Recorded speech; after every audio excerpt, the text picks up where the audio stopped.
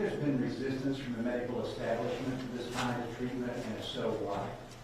It's a good question. The question is there been resistance from the medical establishment for this kind of treatment? I can tell you that the data on this is very good. Even Dr. Fauci acknowledged that this is something that's very effective. I do think that for whatever reason, there has been a resistance to talk about treatments at all, and I'm not sure why that is. I think part of it was, I think when we look back on this, if you're in a position where you're kind of a medical authority, you got to tell people the truth and let them make decisions. And I think there's always kind of been a part of this where they would tell the public what they thought would lead to the behavior that they wanted to see. And so I think that there was some concern that if you told people there's treatment that could be effective, that may cause them then not to seek vaccination. Of course, that's not the message. This is not in lieu of, this is in addition to.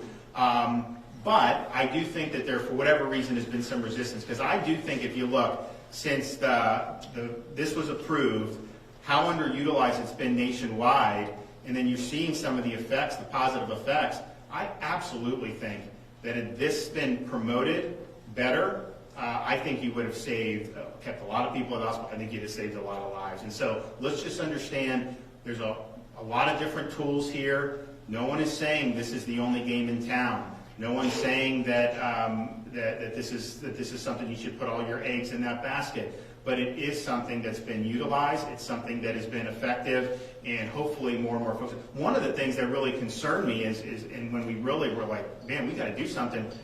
There were physicians who didn't know about it. You talk to Dr. Shepke, our emergency management chief medical officer.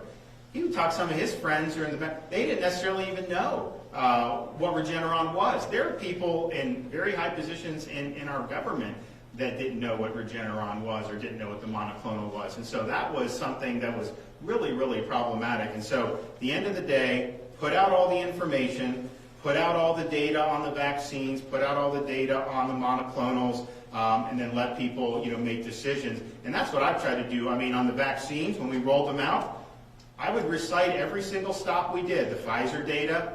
I'd recite the Moderna data. When J&J came out, I would do the J&J. I mean, I remember the media saying J&J wasn't as effective. And I looked at it, I said, wait a minute, it's very effective at preventing hospitalization and death, which is really the most important. And actually, J&J's held up pretty well against the Delta variant. I was critical when they pulled back the J&J, because my view was you should just provide the information. If there were certain segments of the population that were more at risk, just provide that. But I think when they dialed that back, I think that really caused some vaccine hesitancy. So provide and then now the data we provide about the hospitalizations. Every time I go out, I'm always providing the most up-to-date data that we're getting about how the hospitalizations break down between vaccinated and unvaccinated. And they skew very heavily to unvaccinated.